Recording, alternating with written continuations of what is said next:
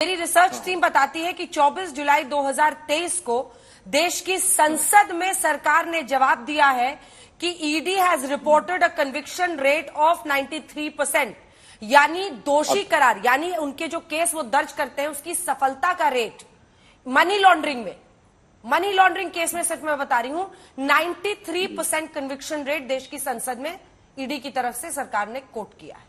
अब सुन लीजिए, ये इसका भी जवाब, आप बहुत बढ़िया जवाब है इसका, आप खुद भी मानेंगी।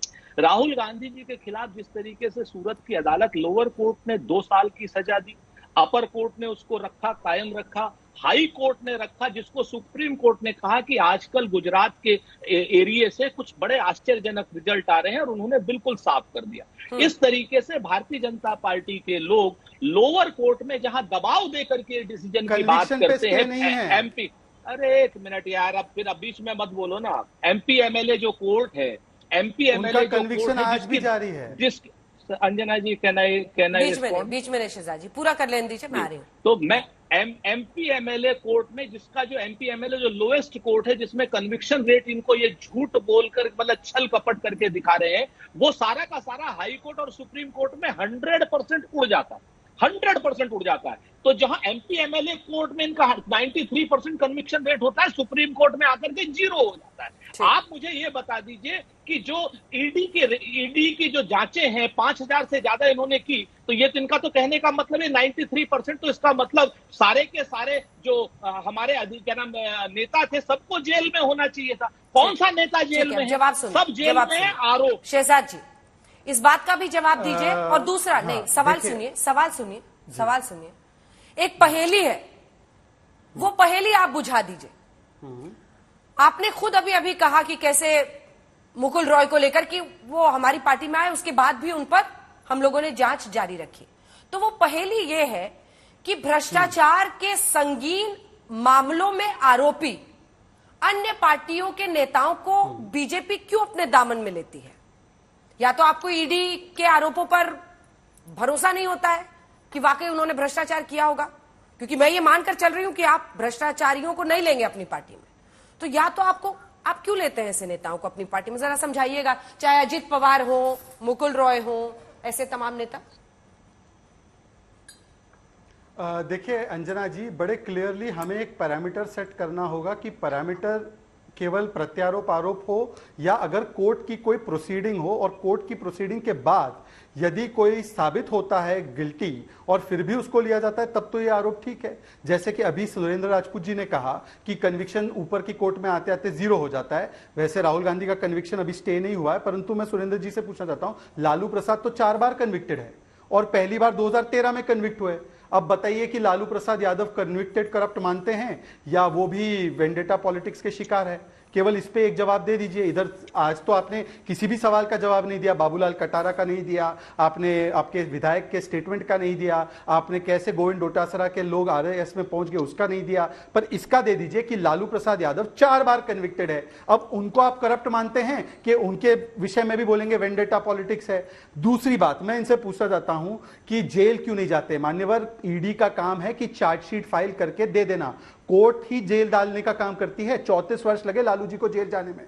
ईडी ने तो अपना काम सारे केसेस में किया। जो 5000 केसेस का आप हवाला दे रहे हो ना अंजना जी, उसमें 1 लाख करोड़ की अटैचमेंट हुई है और 90% मामलों में चार्जशीट फाइल्स हो जाती है। परंतु कोर्ट अगर समय लेता है तो कोर्ट पर हमारा नियंत्रण नहीं है कि कोर्ट किसी को कब डिक्लेयर करता है गिल्टी। परंतु हां, मैं पूछना चाहता हूं कि जब कोर्ट डिक्लेयर करता है लालू प्रसाद को गिल्टी, तब क्या स्टैंड होता है सुरेंद्र राजपूत का? और आखिरी बात, आप कह रहे ईडी मिसयूज्ड है। मनीष सिसोदिया के मामले में ईडी मिसयूज या ईडी का ठीक यूज है? सुरेंद्र राजपूत जी। सुरेंद्र जी, 3-4 चीजें बड़ी साफ है। मैं आपसे फिर से कहता हूं कि जब 1 लाख रुपए के केस में बंगारू लक्ष्मण पकड़े जाते हैं तो भारतीय जनता पार्टी के मुंह में दही जम जाती है। जब हेमंत बिश्व शर्मा के खिलाफ 2-2 ट्रक भर करके ये लोग ले जाते हैं और उसके बाद हेमंत बिश्व शर्मा इनका मुख्यमंत्री हो जाता है, तो भारतीय जनता पार्टी के मुंह में दही जम जाती है। जब नारायण राणे के खिलाफ 2 बैलगाड़ी भर करके कागज ले जाते हैं देवेंद्र फडणवीस, उसके बाद वो नारायण राणे केंद्र का इनका मंत्री हो जाते हैं, तो भारतीय जनता पार्टी के उसमें मुंह में दही जम जाती है। मैं आपसे एक चीज कहता हूं बहुत साफ साफ, जहां पर कन्विक्शन हुआ है, जो दोषी है तो न्यायालय से दोषी है तो उसको दोषी ही मानेंगे। उसकी असलियत क्या है क्या नहीं है उसको तो हम नहीं कर सकते। लेकिन आज की डेट में मुझे इतना तो बता दीजिए ना कि बंगारू लक्ष्मण दोषी था या नहीं था। हेमंत बिश्व शर्मा, आप आरोप लगा करके भाग जाते हैं और उसके बाद जब न्यायालय से हम छूट जाते हैं तो क्या बंगारू लक्ष्मण उसके अभी बाद कहाँ भी है सुरेंद्र राजपूत जी? बंगारू लक्ष्मण अभी कहाँ है? बंगारू लक्ष्मण तो मेरे ख्याल से शायद स्वर्गीय हो गए। भारतीय जनता हाँ। पार्टी के राष्ट्रीय अध्यक्ष लेकिन- थे। 1 लाख रुपए की, लेकिन 1 लाख उन्होंने रुपए इस्तीफा की दे दिया था ना, इस्तीफा तो दे दिया था उसके बाद में, उस वक्त की बात कर। मैं आपसे फिर से कहता हूं जना जी, उन्होंने इस्तीफा, ठीक है। उनसे इस्तीफा लिया गया था। इकलौता दलित अध्यक्ष था। आज ठीक है, तक एक बार तो दुबे इनके जी, दुबे जी, वो भी नहीं आए। दुबे जी, क्या इस आरोप में दम है? आप लोग तो उस समय एनडीए के साथी थे, यूपीए में भी पिंजरे का तोता कह दिया था सुप्रीम कोर्ट ने कहा था सीबीआई को, तब वो लोग भी करते थे एजेंसी का गलत इस्तेमाल?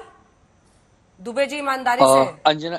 अंजना जी, मेरी आवाज आ रही है? क्योंकि मुझे हाँ, इस नहीं बार पता, आ रही है सर, मैं पिछली देख नहीं बार पा रहा कट हूं। गया था सर। हाँ। मैं ये कह रहा हूं, 1 मिनट में अपनी पुरानी बात कह देता हूं। देखिए, ईडी और सीबीआई का भारतीय जनता पार्टी दुरुपयोग नहीं करती, यदि उनका ऐसा कहना है तो ये बहुत ही हास्यास्पद है। क्योंकि अब आम जनमानस में आपस में बातचीत होती है कि भाई जहां जहां ये हारते हैं वहां ईडी और सीबीआई और इनकम टैक्स द्वारा प्रचार करवाते हैं। आप जांच करिए, कोई भ्रष्टाचारी उसे पकड़िए, उसे जेल में डालिए, वो आपका अधिकार है, इसलिए आप सरकार में आए।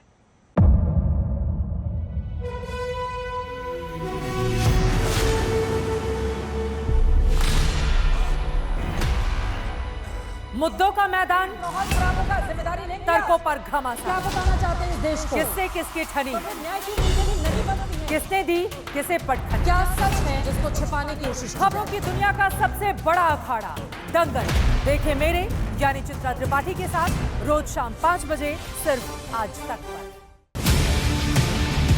ना पक्ष ना विपक्ष, ना लेफ्ट ना राइट, ना मिर्च ना मसाला, खबरों का बोलबाला, निडर निर्भीक सबसे सटीक स्पेशल रिपोर्ट सिर्फ आज तक पर। एयर रेड के ये सायरन समय समय पर आपको सुनाई देते। शौर्य की, भारत और चीन के बीच साहस की, सेनाओं के सभी बाढ़ग्रस्त इलाकों का हवाई सर्वेक्षण किया है। सरोकार की, गाजीपुर में किसान से बातचीत करें। संघर्ष की, कश्मीर को आगे बढ़ना होगा। संयम की, भावनाएं भड़की या दंगे भड़काए गए। सवालों की, जनता के लिए, जनता के द्वारा, जनता की दस्तक। श्वेता सिंह के साथ सिर्फ आज तक पर।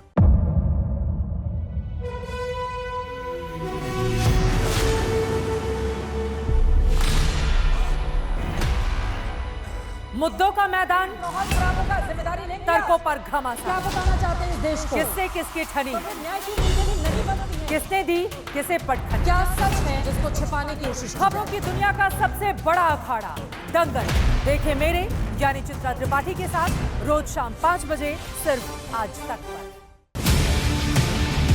ना पक्ष ना विपक्ष, ना लेफ्ट ना राइट, ना मिर्च ना मसाला, खबरों का बोलबाला, निडर निर्भीक सबसे सटीक स्पेशल रिपोर्ट सिर्फ आज तक पर। एयर रेड के ये सायरन समय समय पर आपको सुनाई देते। शौर्य की, भारत और चीन के बीच साहस की, सेनाओं के सभी बाढ़ग्रस्त इलाकों का हवाई सर्वेक्षण किया है। सरोकार की, गाजीपुर में किसान से बातचीत करें। संघर्ष की, कश्मीर को आगे बढ़ना होगा। संयम की, भावनाएं भड़की या दंगे भड़काए गए। सवालों की, जनता के लिए, जनता के द्वारा, जनता की दस्तक। श्वेता सिंह के साथ सिर्फ आज तक पर।